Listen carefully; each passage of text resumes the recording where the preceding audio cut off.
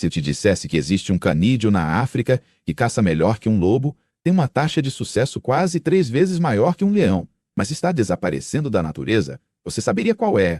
E se eu te dissesse que, ao mesmo tempo, existe outro canídeo, pequeno, sorrateiro, que vive em florestas, desertos, até perto de cidades, quase invisível, mas espalhado por 3 continentes? Hoje você vai descobrir por que o cão selvagem africano e as raposas são tão parecidos à primeira vista. Mas, na prática, vivem em mundos completamente diferentes. E já fica uma pergunta para você pensar enquanto assiste: se você pudesse observar bem de perto apenas um desses animais por um dia inteiro, qual escolheria? O caçador social perfeito da savana africana ou a mestra da sobrevivência solitária, a raposa? Primeiro, vamos alinhar uma coisa. Quando eu digo cão selvagem africano, estou falando do Lycaon pictus, também chamado de mabeco ou Lycaon, não de cães domésticos soltos na rua ou feralizados. E quando falo raposas, eu estou falando principalmente da raposa vermelha, que é a mais conhecida, mas também de outras espécies, como a raposa do Ártico e a raposa do deserto, porque as diferenças que vamos ver aqui valem para o grupo como um todo. Agora, se você ainda está comigo, se prepara, porque a diferença entre esses 2 tipos de canídeos vai muito além do tamanho e da aparência. Ela mexe com genética, comportamento, inteligência, organização social e até com a forma como eles morrem. Vamos começar pelo ponto que, na natureza, manda em tudo: como eles vivem em grupo. Ou melhor, quem realmente sabe viver em grupo. Você provavelmente já viu vídeos de cães selvagens africanos caçando em equipe, cercando uma presa com uma precisão quase militar. O que pouca gente percebe é que, entre todos os canídeos do planeta, e são, disparado, os campeões da cooperação, um grupo de cães selvagens é quase como um time de elite. Cada indivíduo parece saber o que tem que fazer, sem ninguém gritar ordens. Agora, compara isso com uma raposa. A imagem clássica da raposa é um animal sozinho, se esgueirando pela neve, pelo campo, pelos matagais, ouvindo o menor ruído para pular sobre um rato. Ela até pode viver em pares ou pequenos grupos familiares em alguns lugares, mas o estilo de vida dela é basicamente solitário. E isso muda tudo.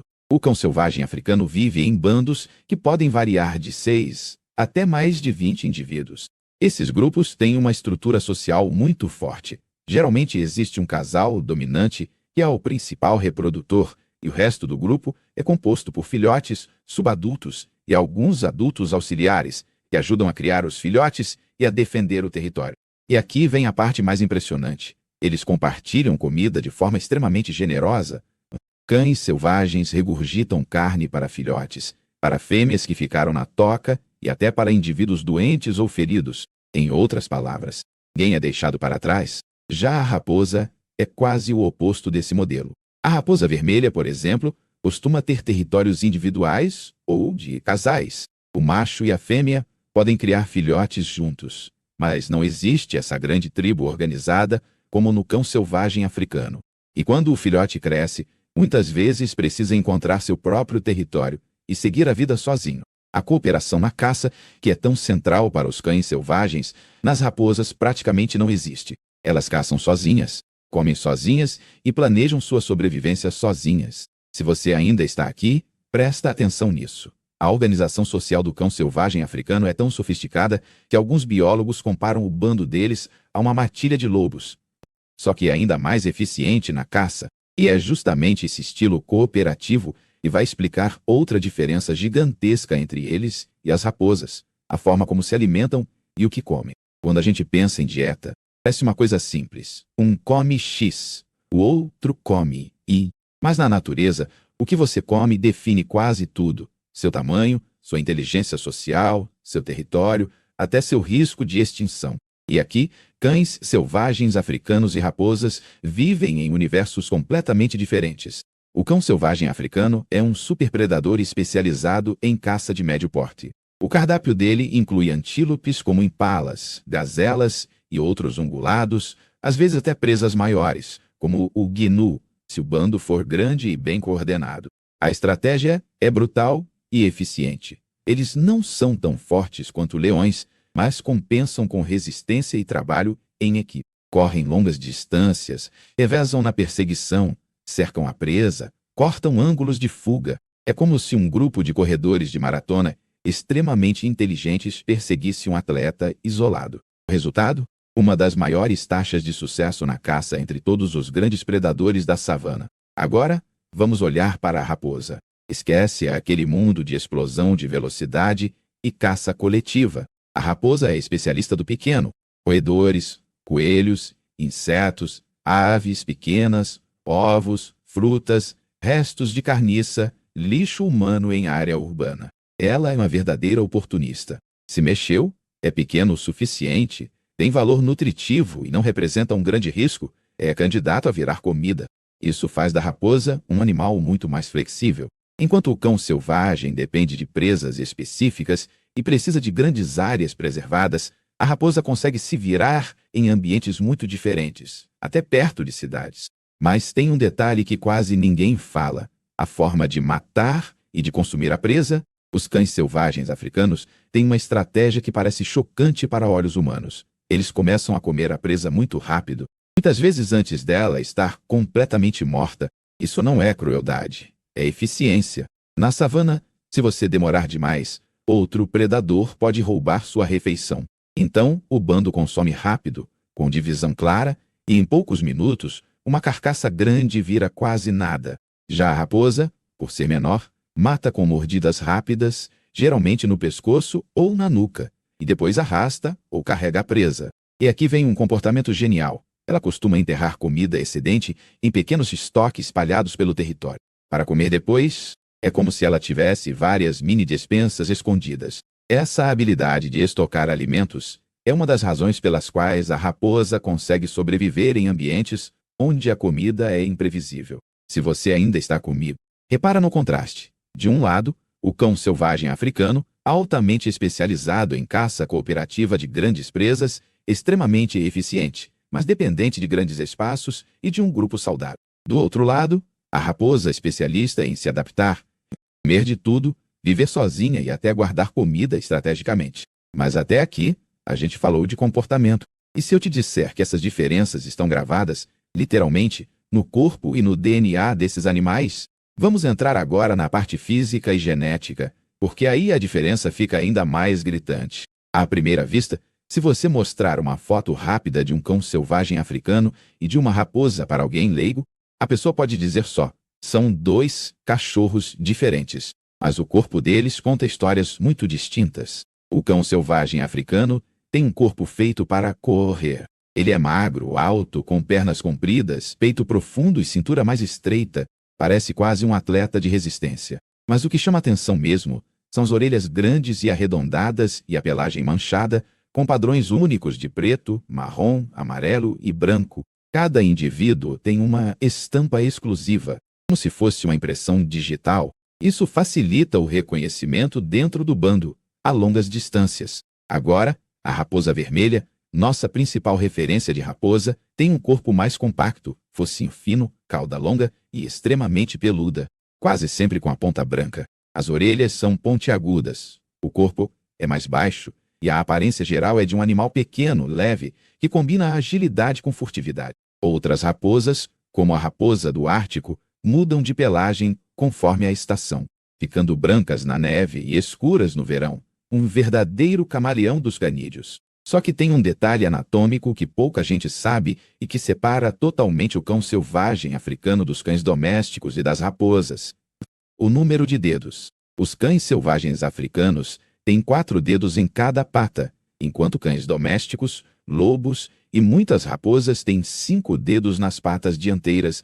contando o ergot, aquele dedinho mais alto e lateral. Essa perda de um dedo funcional nos cães selvagens africanos está ligada à corrida de alta velocidade e resistência, uma adaptação extremamente específica para a vida na savana.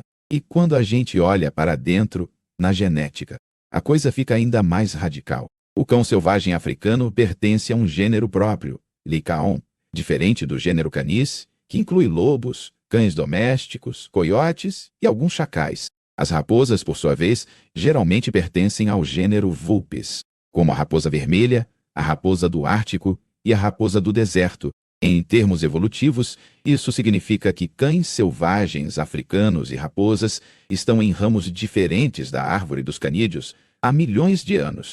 E aqui vai um fato que quase ninguém comenta. Geneticamente, um cão selvagem africano é mais distante de um cão doméstico do que um lobo é.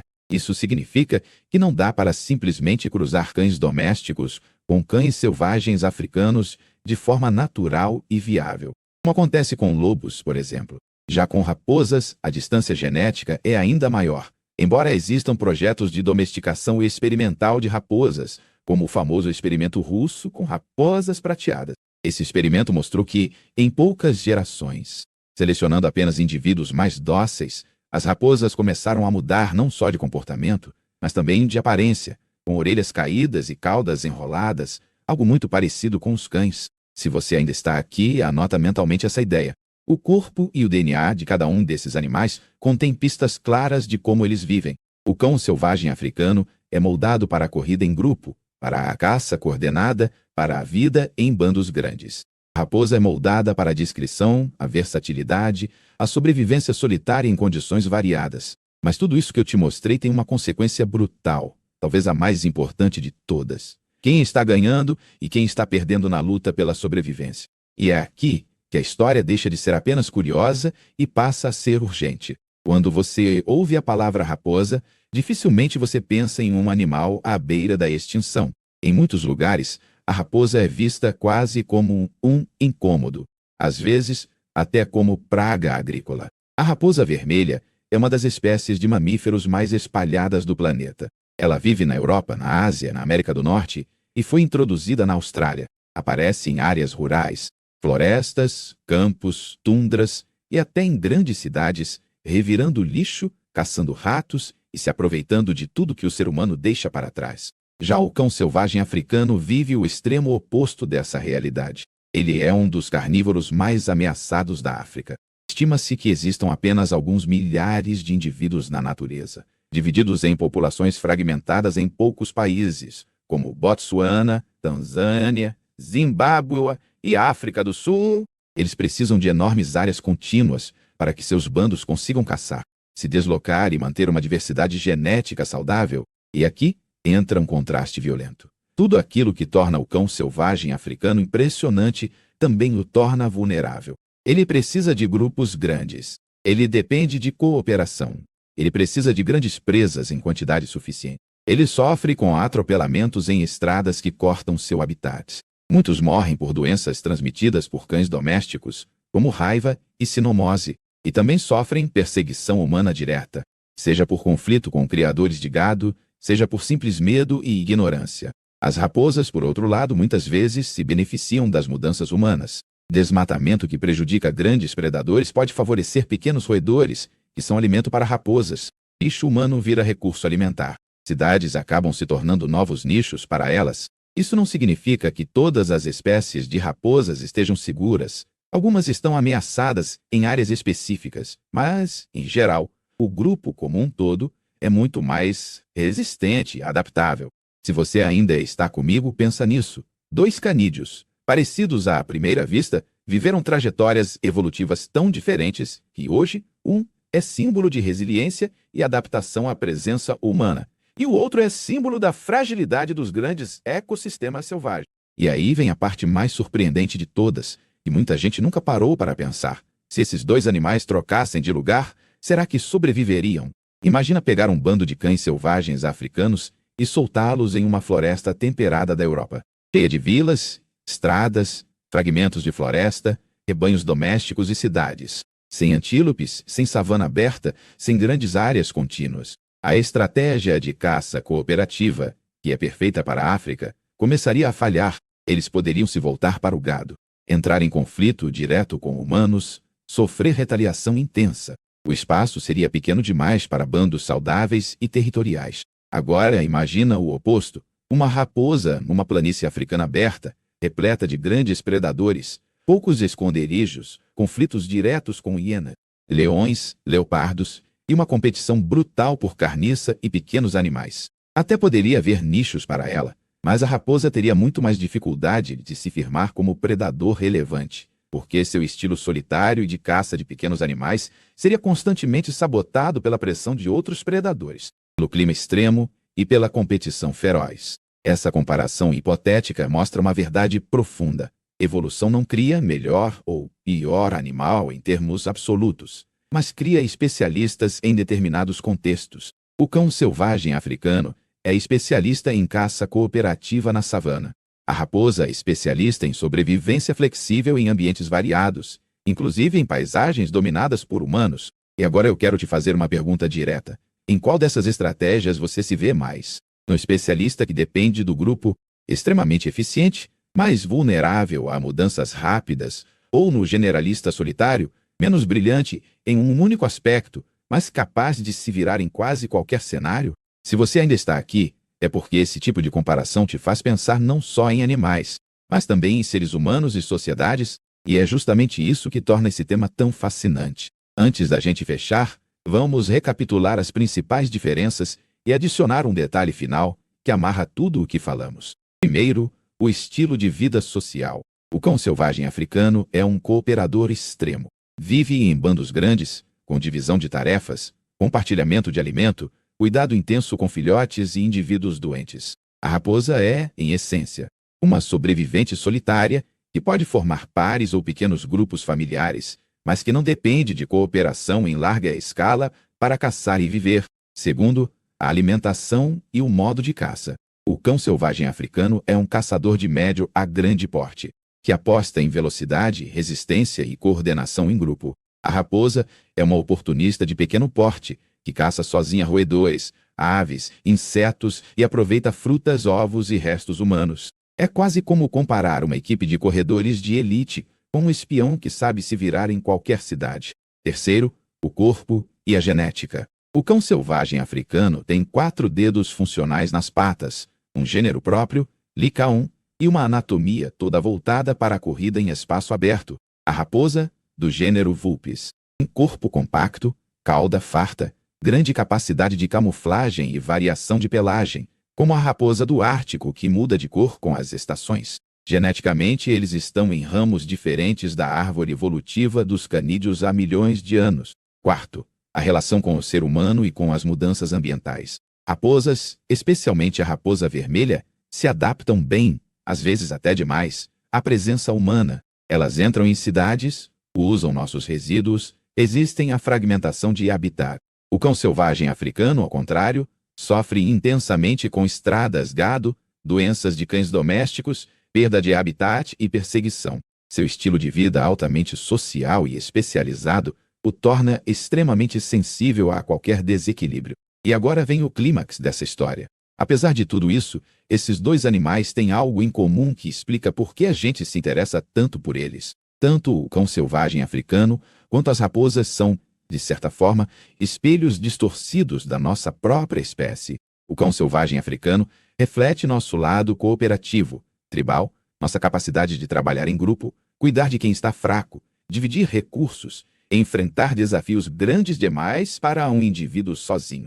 Já a raposa reflete nosso lado estratégico, individual, adaptável, capaz de mudar de ambiente, de dieta, de rotina, para sobreviver a qualquer custo. A grande diferença é que, neste momento da história, as nossas escolhas estão empurrando o cão selvagem africano para a beira do abismo, enquanto a raposa continua encontrando brechas para existir no nosso mundo. Então, agora, eu quero te convidar a fazer 2 coisas. Primeiro, comenta aqui embaixo qual desses 2 animais você achou mais impressionante depois de conhecer essas diferenças. O supercooperador da savana africana ou a sobrevivente solitária que conquistou 3 continentes. E me conta também, você se identifica mais com o estilo de vida do bando ou com a estratégia da raposa? Segundo, se esse conteúdo te ajudou a enxergar cães selvagens africanos e raposas de um jeito totalmente diferente.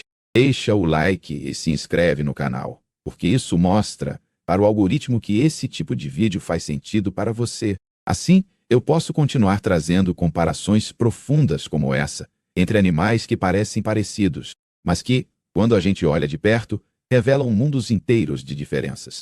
No fim das contas, entender a diferença entre cães selvagens africanos e raposas não é só uma curiosidade sobre animais exóticos. É um lembrete poderoso de que especialização e adaptação têm custos e benefícios. E talvez, ao olhar para o destino desses 2 canídeos, a gente também comece a pensar melhor nas escolhas que está fazendo para o nosso próprio futuro no planeta.